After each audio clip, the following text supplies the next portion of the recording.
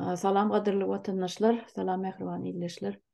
Salam, güllüğün gowmy ýagdaýlaryňyz, jan saglyklaryňyz.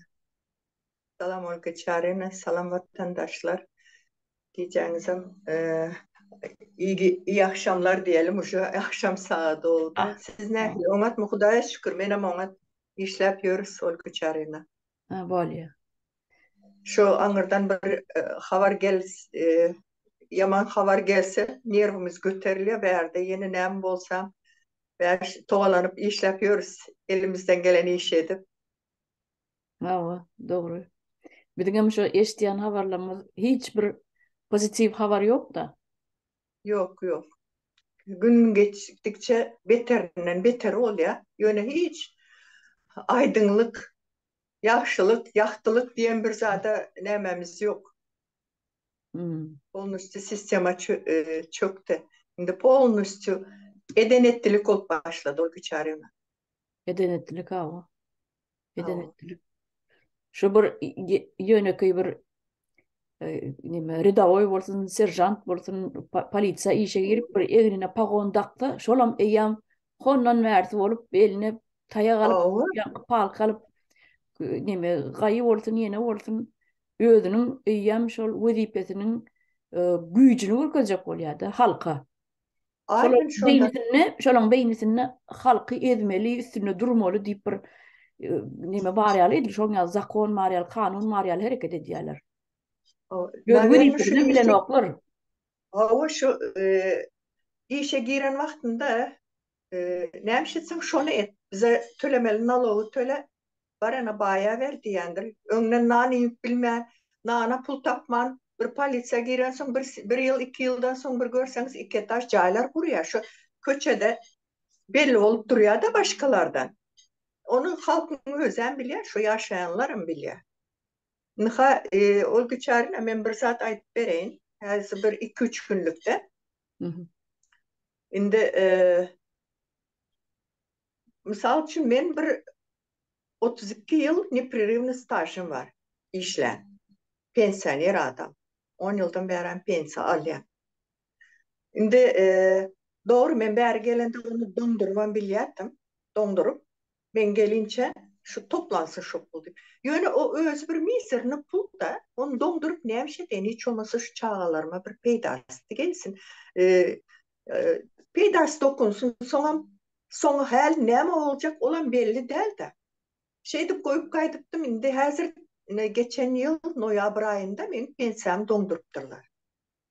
Sonra indi terze yılda gelin gidiptir de sonra bana neymiş etsek olar zat deyse gelin bir arıza yazıp görün deyiptir. Belki berler diyen. Gelin barıptır arıza yazan eline neyme koyan öz telefon numarini yazıptır da o yere arıza yazan son. İndi prokuratura işgärleri şu yerde näme görkezipdir? Näme diýim? Liste Sabyesin işgärleri liste görkezipdir. Kim Türk'te? Özü Türk'te olup pensiya ýaşynda şu näme? Pensiya alypdyrlar. Soň ben başlyk gelsin ki gürleşip gören bolar ýaly bolsa ne geçirersiz banka pul diýipdir de. Bula mene öýe gelenden soň jaň edipdirler Sabyesden. Geçirip bolan o. Sebep kompüteri açtık. Kompüterde bu Türk'te vermeli del pensiyasını deyip yazıklı durur. Onun için pensiyasını verip bilemiz yok deyipler. Bolya can etti men aytdım bolya şu koyun toplarını versin dedim. Nesip olsa teze Türkmenistan'da güldük. $50 olsa $500'dan sonra pensiyalar istip gülüp koydum. Şurada bir tane Bir de gün ağzınızda. Şurada konstitusiya elimde de. Şurada aha. hiç yerine yazılmadık. Pensiyasını vermeliler taşerurttaki adama deyip. Taşerurda giden olsa gezmeye gitsin. Bir aylık gitsin. Kamandırovka orsun tapmağız yok. Ya bir çağlarını aktıklarını görmeye gitsin. Şu yere giden adama pensiya vermek bolanok deyip yazılgı değil şuraydı. Şuna aydayım. Yönü Hayran hal yani şu Türkmen'den Olga izleyenlerle. hani seredin biz Türkmen topraklarında doğulan bizim babalarımız uruşlara katnan anırımız biz şu Türkmen halkı neyem için Gelgindiler var ya, Hramovlar, Jadanovlar, o Rusya'ya gitsem şon pensasını Türkmenistan töle oturandıra. Olar alıyor, gelgindilere beriyorlar. Ne için bizim halkımız böyle köyseyerler? Her şeydi bir günde 3 gezek skrit nomerden zvanok geliyor. Birincisini bilmeyende açya da gel. Açsa diyemiş men şehir prokuraturasından. Indi men adım bilen familyamı aytyamış da sen şu marava mivegülün nemesi olyan, kıyısı olyan mı diye. Olam yok, men gelini diptar. Gelini olsa siz haçandan beri neçe vaktan beri imoda nemeler gürrün ediyeniz. Ne beren sorağı. Birinci, ikinci sorağı. Türk'te nemşi diye kaynına. Olamaydan nemşi etsin. Öz doktor olan son doktorluğu ne diye orada öyde bakıcılık yap ya. Hastalara, yaşlılara bak ya diye. Son siz ne için bu zatları soruyorsunuz diye de gelin. Sen ne için soruyorsunuz? Bizim hakkımız var diye. Dışarı yurda giden halkın izindakilerini dapros etmene hakkımız var diye. Onu Sonra görkesin ştaydı. Şurada ha, görkesin şonu. Şolardan sonra görkes bilir mi ka? şimdi Olga Çarevna men aslında gelinlerime, oğullarıma ayıp koyandırın. Oğullarıma şunu ayttım. Şu kapıdan gelen, benim için gelen adam olsa alın yakasından urun divara edeceğiniz edin benim üyümü baskın yaptı diye ben telefon edin polisiye dedim. Konstitusiyanın maddelerinde gözüne urun sizin hakkınız var mı? Özü Türk'te olan ayal için benim üyümü basmana deyip aydın deyip oğullarıma ama aydıp koydum şunu. Gelinlere ama ayttım. Can etse günü gelin üye ben numaranı alıp vereyim ile size dayasam gerek mi? Gürleşin deyip aydın dedim. Yöne ne içindir aydıp geliyen şonda şu haybat atıp gürün ediyor diye. Benim aydiyan o gelin skriti numardan çıkıyor. Onun özü senden korkuyor diyor. Korkmak Havu. ne gerek? Sen kimsin? Maşinlik mi? Ya bir dolandırıcı mı? Hı. Kimsin? Ben sen görem oğa. Hı hı. Aç numaranı, ayt kabinet numaranı, adını, familyanı ayt. Gelmesen bilen gürleşeyin deyip aytsan bolca hadisem. Yok indi skrit numarı açacak der bilem ok deydi. Indi bir berden önküler yalı biz pul koyar bilemiz o. Algı çarını gör otursunuz berden rashodlarken. Onu bunu koyuveriyaz, satın da başkalarınızı nemedin deyip. Şeydi indi oları berden kargo koyuveriyaz, onları satıştırıp zat edip başkalasını nemedi. Ay bir kliyenttir. Men aytım kellen işlerini okmuş. Şu kliyent olsa normal numardan çıkar. Skripten çıkmasa dedim alacak kliyent. Hiç vad adam nemedir? Mıdam hakkı vardır. Skrit numardan, numar görünmeyen olsa cevap vermedliğe hak var. 100%.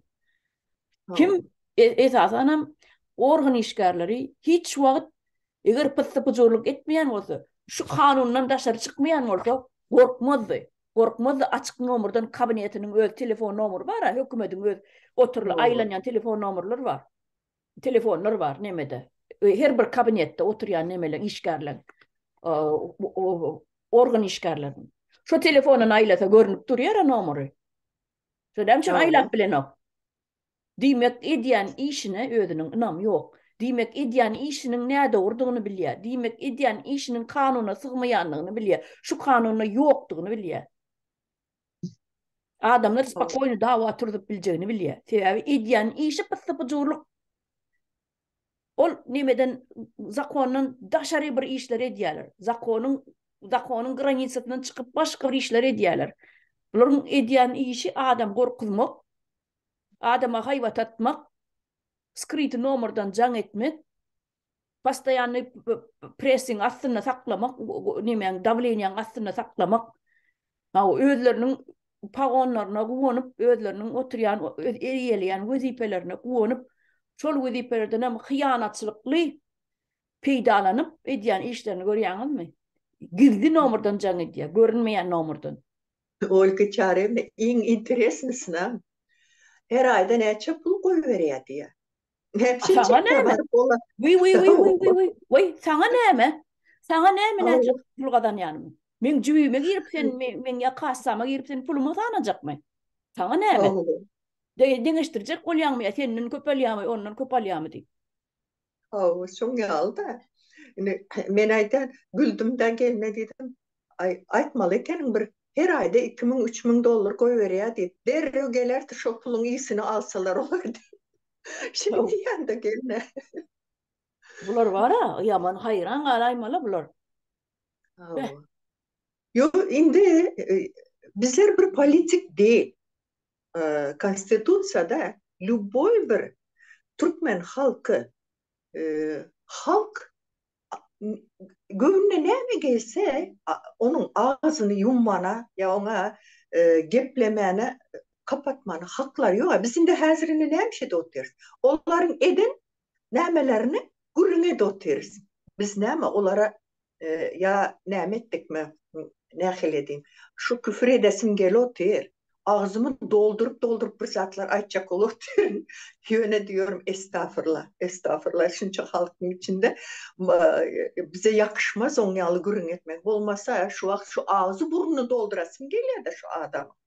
Neyme hakkı var? Benim üyüme can ettim. Gelinim eden işleri yok zaten. Hiç zaten etmeyeceğim belli. Proste e, oğullarım kızma da şu kızmalık bilen bir zat etse onların başka bir taraftan ziyan getirip bileceğini bilip susmak zorunda gale gelinler. Şu Olar var oğlanlarımız ha, olar bir var ha neme deysin can eden innik edip ene açık nomurdan can etseler gepleşsin. Yapık nomurdan can etseler hiç açmasın. Hakları yok yo olan. açmandır. Yine men hazır nemeler, hazır skreş nemeler var. Sen ama onun gidecek yeri yok. Ama benim telefon numarımı istese hal men bir hepte oldu. Konsulstluğa gittim. Men yaşayan yerimi, telefon numarımı hem zaten konsulstluğa verip kaçma. Olar eğer zakon bilen bir zat edecek olsa Türkiye konsulstluğa can etmin ama şu ayalın danlısı gerektiyse bunları verip bilyeler. Oğul. Çıksınlar bana. Oğul. Menin bilen gürleştiler ama bana doğru olmana onların ödü yok. Hmm. Men bilen gürleştiler men onlara nähil cevap vermelisin bilýär. Olar pikir edýärler olgy çaryna bütün ömür şoň ýaly oturar diýip. Sebäp aylygy bilen gün görüp bilýärmi şolar? Ýok. Görüp bilen ok. Nirde bir pakır pukara olsa şolar gorkuzyp soňkuja ekmeğini haram ekmeğini alıp çağalaryna ýetirýär. Indi bular ertir bir şu yerden işten gidende şu çağalaryny ne bolacak? Öz çağalaryny düşünmeýärmi kaşıklar? Olan bilmeli adı var. Hiçbir pagon götüren adam organ işgar arkayın öz nimesi isleği bilen pensiya çıkan adam değil. Hiçbir. Yok. Hiçbir pensiya çıkmadık şolun. Vardır İyi. 1%'tir.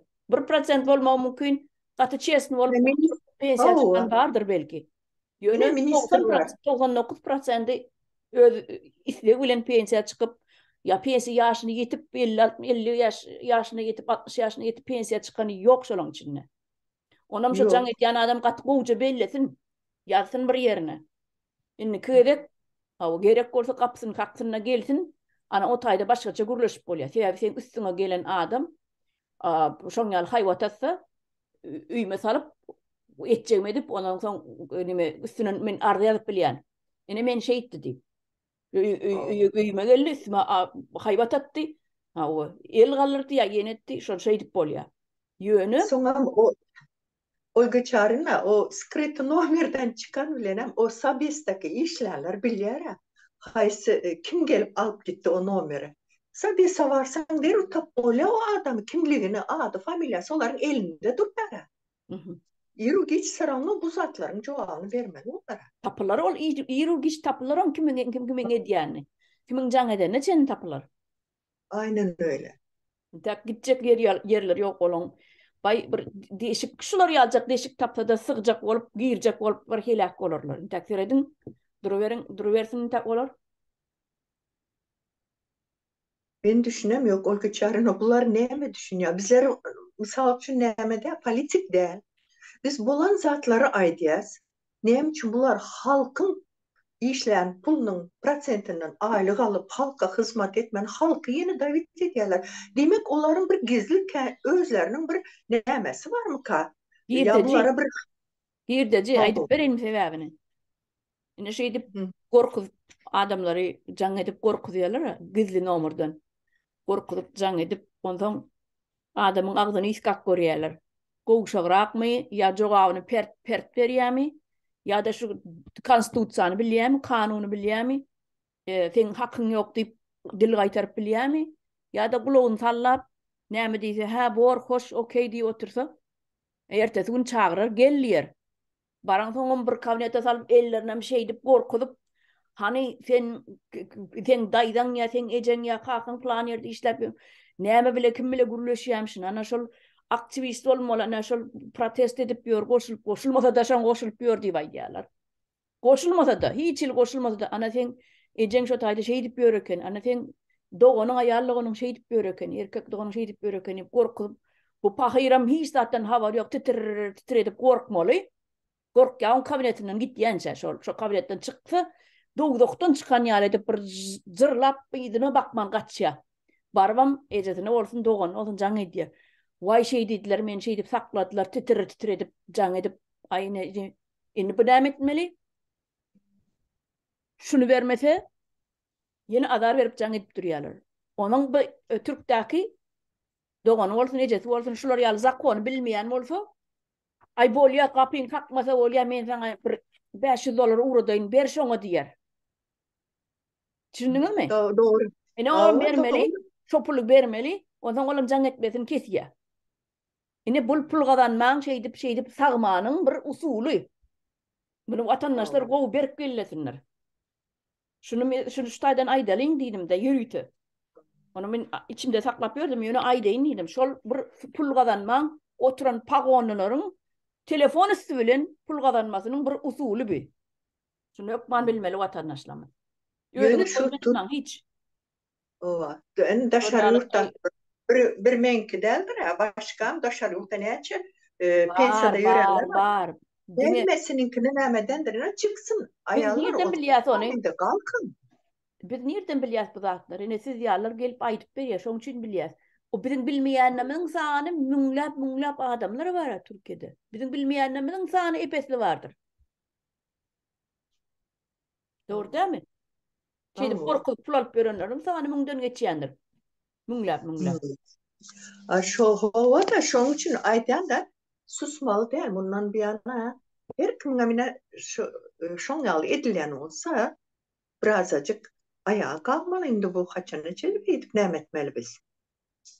Hawa, Bir adamlar ayağa kalmaly. oğlum okuwu taran bir götü boklu olsa enesinin atasynyň pulu bilen bir prokuratura işe yerleşen olsa olamış indi çıkaran pulunu alacak olup halk ezip başlıyor. Gelen halk ezip başlıyor. Zira pulunu almaly, okan pulunu 5 ýyllap okan pulunu almaly. Bir da kazanmaly. Bergis alıp bar ya, bergis var bir topor. Oku 5 ýyllap diňe pulun okuna beren bir 50 000 ya 100 000 dollar pul läl oň daşyndan bir topor pul çykýar. Sen ýaşajak jaýyň, iýjegiň, işjegiň, transportyň, ýene gidiş geliş biletleriň şol o çykdadyjy näme ol çäre diýdi, märe diýdi, bela gör diýdi, bir her 2-3 aýdan bir çäre bolup duran bolsa, belki onunam ýygyrap bolýandyr. Belki her aýda bolýandyr, habarym ýok. Yani olara çıkan çıktıcılar, onların giyinmeli eşikleri, satın almalı zatları, baydakları, esvapları, yeni gör, plakat, kara görmü. O çıktıcıların hitti hesabı yok. Onun studentlerin ödünü alır yalar. Ödülerini kültür ediyorlar. Bir mata giyz olsan giymeli yankı eşiğin, köyünün, doğunun, takyan mı, hemmeti bir mengeç olmalı, bir matadan olmalı. Onun keşteden mengeç olmalı. Gepiniz kızı inkubator. Aslında şunun doğru çıktı deydi. Tanışım.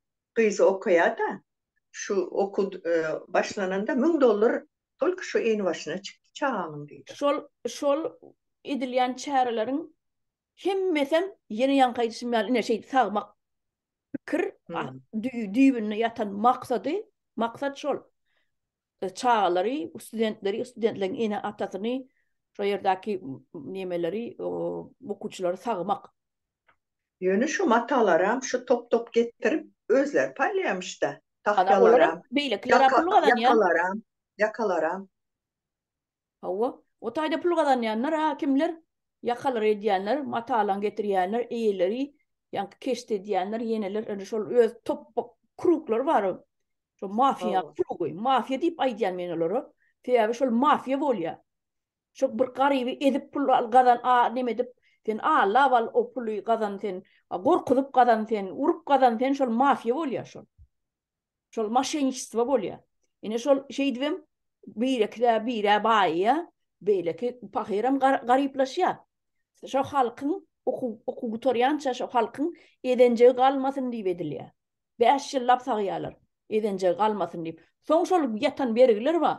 Oň enesiniň atasynyň öz arkasynda şo studentiň arkasyna ýatan bergiler bar. Şonu okugutoranyň näetmeli, eýtmeli, almaly.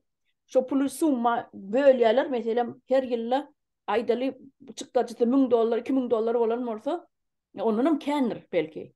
Her ýyl okuwynyň daşyndan ýöne şol iýjek, işjegi, transport, ýenesi ýatak jaýy, o kwartirasynyň puly, bilet bahalary hemmesini hasap edende çäreler çenni, şolaň baryny hasap edende her ýylyna bir $3000-5000 çykýandyr belki. Täze eşikleri gymmat diýäňi da siz şu an. Onuň men pikirim ene aýtjakdym şol meselem şo puly soň 5 ýylla okan bolsa 5 ýyla bölýän goýun her ýylyna näçe $1000 çykýar aýdaly. $5000 çyksa okuwundan daşar ona mermeli. Onuň bilen näili pikir dörýär kellesinne? İşe girdimi? Pagondakdymy? Özüni bir padşah diýip hasap edýär. Soň halky gorkup başlaýar ýöm.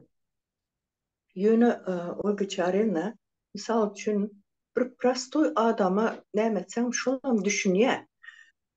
Sen bu pensiya alýanlaryň izindaklara dopros edip, olary telefon skritidan jaň edip, zaten özüniň nezakon edenden bile otur, onun için skritidan jaň edýär. Yöne biraz açıp düşünse, bu adamlar näme üçin yurttaşynda şunça adam yurttaşynda o ýerde giden bir spesik var diýär. Hemme yurttaşyndaklaryň hemmesiniň pensiýasyny kesmeli diýen näme üçin kesmeli olaryň pensiýasyny? Olar zaslujit edip aldy o pensiýany. Prokuratura o ýerde şulara pensiýa bermeli däl diýip näme hak bilen ýollar kim näme etdi? Bir çäre gözlemeli dälmi bular? Şu adamlar bir zat edip içeri almalı. Şu adamlar pensiýany zaslujit eden oturup iýgi çiýip aýagyny uzatyp öýünde otursun. Bu şu waprosy podnimat etseler ölermikä bular? Ya kellesi işlemokmuş olar podnimat etmeni. Gaty dogry şo pensiýa alýan pensiýerleriň hemmesi agyz birikdirip öz kanun, öz hak hukuklary soramaly. Men daşy bolamda näme üçin maňa pensiýa berjekler sen nimeli? Näme üçin berjekler? Men 30 ýyl 40 ýyl işledim dämi, hökümete hyzmat etdim dämi? Men şonu gazandym. Şo pensiýany men gazandym. Başga hiç kim gazanmady. Meniň pulum şol. Şol men her aýlygymdan tutup aýryp goýýarlar, bir kassa tutup aýryp goýýarlar her aýlygyndan. Şol seniň pulun. Sen işledin, sen gazandyň. Onun hiç kim elde girmene hakkı yok. Ne pagonlusu, ne pagonsusu. Hiç kim. Onun son kitapyan hokkolary halka bermejek bolup. Sebäbi bermese näme bolýar? O taýda özler paylaşýarlar. Fondda üýşüp duran puly özler paylaşýarlar soň. Owa soňa güýçli bolsa. Ne prokuraturanyň sabesi, belki men ýalňyş düşünýändirin, sabestaky o pensiýalary bir jaly bolsa, zat olsa derňemeli dämi? Ya başka wagtam şu barıp şu pensionerlere bermediğime hakkı var mı? Koşulmana hakkı yok hiç şeyli. Koşulmana hakkı yok. O sabesiň işi. Sen pagol götürýän sabes bilen näme işiň var? Ol fond. Garalara, invalidlere, nemelere, yetimlere, yenelere berilýän fond ol, şo taýdan berilýän pul fond. Sabes ol öz başlyk bir nizavisin bir edara bolmaly ahry. Pagonlyň Yöne näme eger otaydy. yöne eger munyaly, napример, yurttaşynda bolup pensiýasyny alıwtyrlar. Belki şu yogaldy mı karşı yurttaşynda diýip muny eger sorak işaret olanda ne konsulstva bar. Bir adam yogalsa konsulstva der näme alýar. Ine şu adam yogaldy diýip bular belli edýär. Balnitsada olsun, öýünde olsun serawna şu konsulstwaň üstünden geçýär-mi? Ha, o hemme yerde konsulstva hasap alıp durmaly. Doglan çağany ýok olan adamlary ýok olan çağany hemmesini hasap alyp durmaly. Konsul näme üçin gerek bize? Şu zatlary hasap almaýan bolsa. Elbetde alýar hasaba. Ýa-ni şu zatlar üçin şol öz nemelerini ne Türkmenistanyň öz watandaşlary bar. Kim şu ýerde grajdan bolsa, taşyrda çykyp ýaşap bermese, şu ýurtdaky pasolstva bar, tapawdy ýok. Rossiýa bolsun, Ukraina bolsun, Türkiýe bolsun, şu ýerdäki oturan ýaşap oturan Türkmenistanyň grajdanlaryny hemme zadyny üpçü etmeli. Pasolstva diýilýänler şoň üçin gerek. Bir de şoň üçin gerek. Şu zatlary hasap alyp durmaly. Kim yaramasa oňa bejeri bermeli. Kim dogulsa çağa oňa şahadatnama bermeli. Başga näme öz işi öz göz günü özüniň borçy şol. Göz Men günü şu yerden borçy. şu Bulguçarım, men şu yerden şu ayallara, ayallar olsun, erkekler olsun hemmesine yüz tutmak isteyen, ha, kimin pensiyası nämeden olsa, kesilen olsa oturmalı değil indi. Hı hı. Nämetmeli, birazcık ayağa kalmalı. Şimdi bu insanların işleyen pulundan kazanan pensiyasını vermenem gücü yok mu kabuları? Zaten 2-3 yıldan beri pensiya alıp bolan o. Bankamattan pensiya alıp bolan o. Diňe bir markede var ýanda şu pensiya kagyzy berip şu yerden diňe produkty alýar. Şu pullara. Puluna hiç berilen ýokda. Indi onam kesipdirler. Düşünmedim. Näleem ýakşy? Pensiye berilen Näleem? nokta kartçıka verilýärmi? O kartçyka berilýär. Oňa da diňe produkt alyp bolýar. Diňe produkt alyp bolýar. Oňa Türkmenistan şey dipdirmi? Ne 2-3 yıldan beri produkt alýardylar. Her ay pensiya, gelen pensiya indi enen noýabr aýyndan beri olam doňdurulupdyr.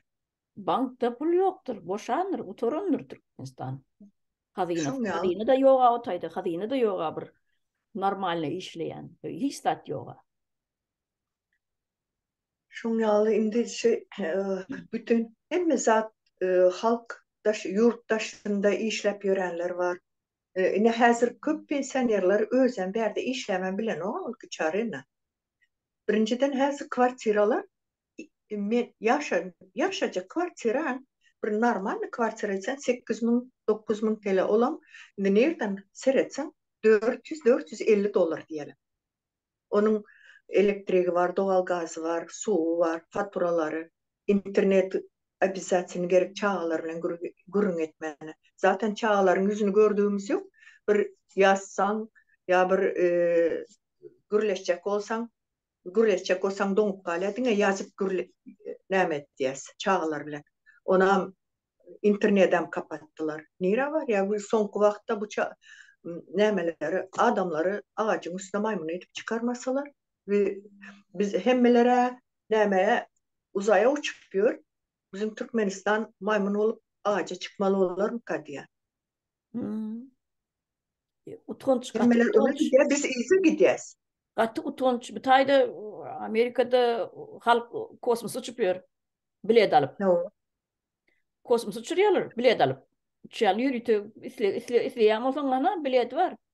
Şimdi seranlı olar neymiş etse hem bizim pilot deriz. Onun şolar özlemle verine pilot diyorlar. Olgu çarına. Bunun sonu yok. O 21. asır bunların bu ediyen işlerini götüren yok. Yok. Bunlar 20. asıra denk gelen yok. Bugün ertirine misal için hali görürsünüz. Sputnik'ten internet olacak. Hiç yere varıp internete almana gerek değil. Hem dünyada internet olacak. Ne bugün erteri olan bu olacak. Ama bizimkiler ne mi düşünüyor? Ben bilemem bunlar. Yo, bu Ne mi keyifli? diktatura var ha. Hiçbir diktaturada 20-30 yıldan uzağa çekenlerler. Hiçbir güçlü, en güçlü diktaturalar ama onça uzağa çekenlerler. Yani bu Bu Berdi Kore, Muhammed'in diktatörü da mudağa çekmez. Hani arkayın bolun bundan. şu Kore'ye ama Kore'de de bizim halkımız ya onların halkı istedik yerine gidip gelip biliyor. Onların özgürlüğü yine bizimkiden daha önemli. Seredin izin aklara Yok telefon Karaya demir gazyk Karaya eýlak beýlak gidip bilen ok nime Güldogan bagışlaň bize deýin ştaýdy.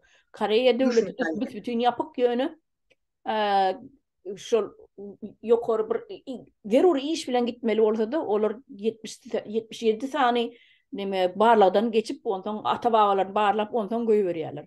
Ýöne biz ýaly prostoy adamlar hiç ýere gidip bilen oklar. Ýöne döwletiň öz içinde hemme adı bar. İnternet inemesi internetlerle yankı internetten kısık olmalı. İmiti nime medisinası imiti yenesi emme adı yeterli öyle içinde. Yöne daşını çıkaran oklar. Ana şoň alıp nime aýratynlyklar var. Yöne bizinkilere aç. Daşını da çıkaran oklar. İnternetem yok.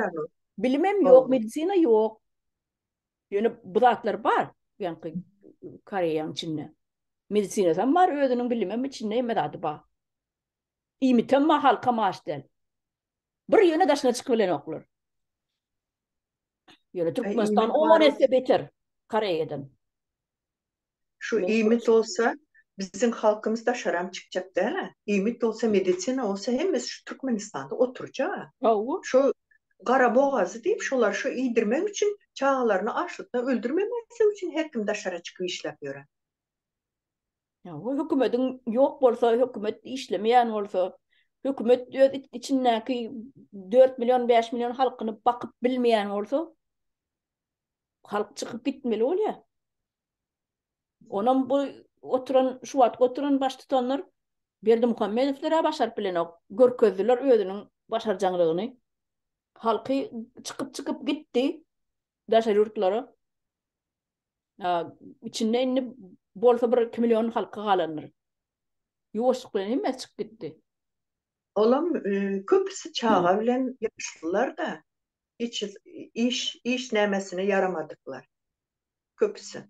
Zaten işem yok şu yerde. İş olsa bir yerde köpü adamlarımız ne işleri başarıp yok bir yerde. Ya şu özümüzden varıp etse oluyor. Bilemedin yok. Hem Maksat halkı gırmak başka zat değil. Şoň üçin watandaşlar bu hökümetin edýän oýunlaryny özüňiz oýnatyp görmäň. Bularyň oýuny kändirin täkler. Hälem oy güçarın şu näme? Halk häzir köp halk oyandy indi häzir men 2 ýyl mundan öňküsinden häzir köp tapawdy var. Pastaýanly şu görüp terseni sapara halmura da çykyş etip berilen soraklaryň başgaça indi häzir. Ýöne aýtjak sadym şu nähil diýim. Indi halk köpse oyandı, oyanacak adamlara oyandı, oyanmayacaklar, onlar oyanmasa da yine de 21. asır bunları götüren yok. Sıra ne olacak bu tezi Türkmenistan? Beni açacak zaten şu tezi Türkmenistan bolan vaktinde şu prokuratura işgərler, şu polisiya işgərleri düşünen yok mu ka? Bugün nertir misal için şu tezi Türkmenistan'ın kurulan vaktinde şuları saklap halkın elinden tutup öldürmez, saklap alıp kalsa şuna şükür eder. Bunları Beşik'teki çağlarına çeli yok edip kırarlar. Ne çağ adam dişini gıcap gören. Prosta hazır birden bir kıvılcım çıkar. Özlerem bilmem kalar haysteşiğe gireceğini. Şunu düşünmüyor mu ki? Biz hiçbir neme değil. Bu bizim işimiz hem de alman zatlar. Yine biz gözümüz yeti otur şunu al olacağına. Ama şunların gözü yeten yok mu karşılar? Çağlarına uvaşat eden yok mu karşılar? Öz çağlarına düşünen yok mu? Yo, bir günüm hoş günüm deyip yaşaya bolar. İntek aydiyana intek olar duruversin, oran gidecek yer yok. Bolar pellihana yetip baryalar. Biraz galli. Azıcık vakt galli. Olar eýlak gelse de şu täze Türkmenistan gurulýar, beýlak gelse de gurulýar. Olar mühimmetiniň illüstrasyondan hem geçjegini bilýärler. Şoň üçin hem gorky bar. Olaryň özüne gorky bar. Gorky ýok adam senin yapık telefonun jaň etmersiň. Sen gorkmayan bolsaň, awo. Sen gorkmayan bolsaň, edýän işiň dogurdygyny bilseň, açyk nomerden jaň et. Böyle kabinetlerden telefondan özel yapık telefondan jaň eder, bir de hayva tatýamış. Menin hakkım var. Hani Türk'te. hakkı görkösün şu hakkını inte karıştın şu biz baramızda görkösün öz hakkını. Näil hak bilen ay haysi Ustav boyunca kanun bilen baranny jaň edenni. o, Ustav boyunca telefonu açıp adını, familyasını, numerini, ne kabinetini açsın. Şu ben çağlarıma korkuturan adamlarda şu gün şu kabinetine barca script numerden haybat atıp onun ayağına oğlum da ev bile aysa onu bilip şu neymiş edecek kimliğini. Ben şu Belki bir maşenik jaň edýändir, he? Kim bilýär ony? Yüzü görünen o. Hawa. Allah. Telefon görünen o. Bilen ok adresini, adı familiýasyny belki bir maşenik jaň edýändir. Özel bir günde 3 gezek can ediyor. Birincisini bilmeyen açıktır, ikisini açmadı. Son hemen can ettim ama açmadıydım. Telefonu asla açmadıydım. Script'den gelse asla açmadıydım. Doğru edipdir. Onu ştayda tamamlaysak mı kap? Tamamlalı şu o güçarın şu bana benzer pensasını alıp bilmeyen izindeki galanlar köşen gören olsun ne komentaryalara yazsınlar. Yahu. Yazsınlar. Hakkını hukukunu sorasınlar. Korkmasınlar. Şimdi seyreden o script numerden çıkan onların başlarında ne suçlaması size. Yahu. Yahu vatandaşlar çekinmeğinde arkayın yazın öz istoriyaňyzy kim pensiya alıp bilmeyen olsa haçın alıp bilmediňiz näçe ýyldan bäri alıp bileňiz şu barada bize de yazın bizden bileli adam sanynyň näçe ýatdygyny şeýlerämi? Artık dine benim pikirimçe köp adam alıp bilen ok mu kadiyen? Yok alıp bilen yok. Hiç indi täze kanun çıkartmış prokuraturanın nämesi her 6 aydan bir kol çekmelmiş ina men deyip kol çekip son her 6 aydan pensiyasını alacak olsa var. Ana näme polisiýeskler türmeden çıkanlara her hepde gelip kol çeken diýer. Pensionerler hem şey diýirler. O yerde kesel olanı var, operasiýa bolanı var, yerinden turup bilmeýän ýöreni var. Anha olar barmasam olaryň pensiyasy donduruljak da. Olaryň gelip öýden podpis alıp gitmeyeceği belli. Bahana. Olara vermese, gelmedi özel bar şunun deyip, onun hem aylığını alıp bile sebep kanun yok yerde, adalet yok yerde. Kim nemşesi edip yor ortaydı? Hava kanunun üstünden ullakan atlanakçı zayıptırlar. Belki özüne gerek kanunlarını özler için addeni yazandırlar. Bizim haberimiz yoktur. Doğru. Doğum vatandaşlar şu konstitusiya vardır. Google'a yazsanız çıkyandır Türkmenistan konstitusiyası deyip nasyonal konstitusiya özünüz neme print avad edip alında var. O kanşını katı ullakan adam der bir yukucuk bir neme oluyor. Bir 5-10 tane list oluyor. Yok man alıp öğrenin öz hukuklarını öğrenin. Ondan yan kıyalı can edenlerine pagonsuz olsun can edenlerine gürleşmeğiniz ansat bolur. Ne makta gürleşiňizi bilersiniz. Näil jogap bermelisin bilersiniz. Şunu doğru attınız Olga Çarina. Konstitusiýany alın öz elinizde dursun hukmanda şu bir yarak alıp birinin üstüne ne şu konstitusiya sizin yarağınız. Her gepine şu yerde cevap var yine şu maddada şu bölümünde yine şunu al diye değil. Şuların özü bileniyor. Prokuratura işgari olsun, polisiya işgari olar konstitusiyanı bileniyor ha. Bilse şu skripti numerden can edermiş o. Sonra verer mi? Telefon eden adamın şunu bilmediği bildiği için şunu al diye men sonra etmen hemen var. Eğer bilen adam olsa haysi madde de haysi bölüm dedikleri şunu sorardı. Ne benim gelinimin eden yanlış bir yere. Sen haysi maddeden haysi bölümden güç alıp sen şunu benimle sorayan ne mi hakkın var senin? Senin kabinetin yok. Kabilen yok. O Türkmenistan'ın içindeki vatandaşlarımızda da maslahat şu Türkmenistan'ın konstitusiýasy diýip bir kiçijek bir kitap satylýandyr magazinlarda şunu alıp man öňüňizde dursun. Günne bir 2 sakypa okasaňyz Günne bir 2 maattany ýatlasaňyzam ýeterlik bolýar şol. Dursun öýüňizde mi? Dama her bir hoçulukda bolsun, sebäbi siziň hak hukuklaryňyzy büsbütün eliňizden alypdyrlar. Sizde hak hukuk yok, diňe bizde bar diýe pagonlar bolsun, ýokarky wezipeli idara ýokarky wezipeli adamlar bolsun. Ne bulan aýdýanlar, siz prostoy halkda diýe hak hukuk yok. Ol bizde bar diňe diýip aýdýar. Siziň üstüňizden gülýärler şeýdibem. Sizi oýnaýarlar şeýdibem. Her gün. Misal için Amerika'da bir poliseski dursa, bir şu Amerika'nın bir graştanının başına bir saat gelen yanında şu polisiya koşmaz mı?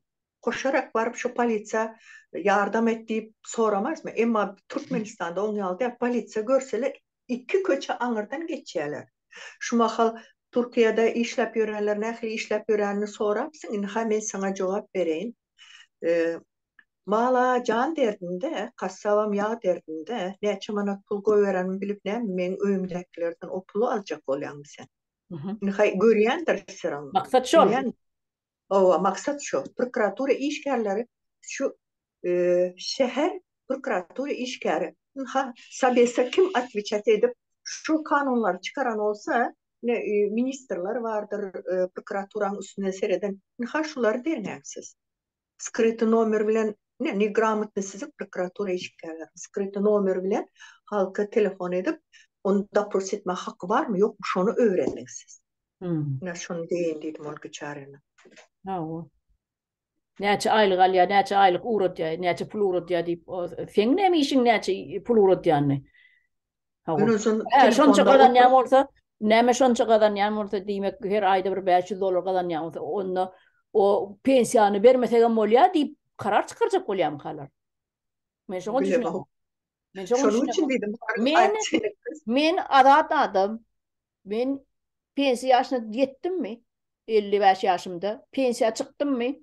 Pensiýa çykam soň men İslam edaramda başga darada işläp bilýän, nira girip bilýän, biznes açasym bolsa biznes açyp bilýän, näçe gadanasym bolsa gadanyp bilýän. Ýöne meniň pensiýam 30 ýylky işlär pensiýam, ol meniň pulum. Watandaşlar, ol siziň puluňyz. Şonu hökümet diýip ödün atlanýar, ýani pagonsuzlara eliňizden allyp oturmaň. Şolara beri oturmaň diýjek bolýan. Size gol çekmek bolanok, bermek bolanok diýýän bolsalar, diýmek sizi şol puluňyzdan, siziň öz puluňyzdan kesmek isleýärler. Şonu kestirmäň. Sebäbi men pensiýa çykdym, men hakym bar. Ýene de gadan jetmäge. İsleýän ýerimde biznes açmaga hakym bar. Men soňky pensiýadan soňky ýaşym, ýa-ni 55 ýaşdan 60 ýaşdan soň gadanan pulum, olam men öz pulum. İsleýän wagtym gadanan, islemedik wagtym ýataryn öýde. Men adam. Men öz hakymy, öz aýlygymy özüm gowy bilýän. Nirde näil gadan bolýar? Zakony gadanýanmy? Elbetde zakony gadanýan. Ol meniň öz işim. Alan pensiýamam ýa şu ýaşyma çenni 55-60 ýaşyma çenni 30 ýyl işläp beren ýyllarymam menki, şon ýyllardaky gadanan pulmam menki. Ene şoňa da pensiýa diýilýär watandaşlar. Onuň hiç kim hakkı ýok eliňizden almaga. Şonu aýdaýyn edim watandaşlara. Öyle. Vatandaşlar komentaryalarda yazın. Sizin başınıza şunu geçen olsa bilen Türk'tekiler, Türk'te olsun başka yerde olsun şoların pensiyasını alıp bilmen kösenip yürşon yalı yöne hiç sesini çıkaran yok da. Hani çıkın yerli yerden eneler toplanalı atalarım vardı bir yerde pensiyalıyan toplanın yazın ne hazır Amerika'da korrupsiya karşı näme edip çıkış edip näme dolayısıyla para bilen halmırada 3 tane telefon nomer var. Ne Türkmenistan'da şunu al edilýär diýip göne lüboy halk oňa jaň edip aýdyp bilýär. Ya o öde mut linýasy. Arkançan. O linýasy mut. Ne aýdın? Her kim her yerden çıksın hani bilsin dünya bilsin. O çapak çalıp dans eden bilen dünya ütken o. Katı doğru.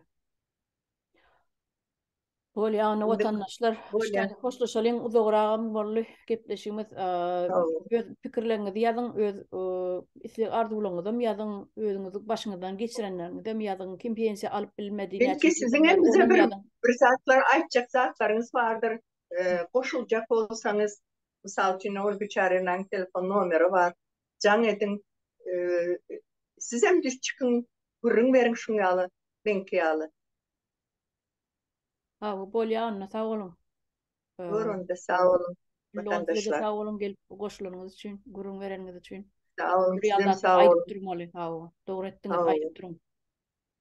Her bir pagon götürenin önüne baş eğip görmeli dat yok. Kanun var. Yine şunun önüne baş eğmeli. Bollu torduğu başka adam ödüçe kanun düzüyen adamların önüne baş eğip görmeliler. Yanlış saat odatlar. Vatandaşlarına şunu duydurayım dedim size. Bolya sağ olun anne. Sağ olun.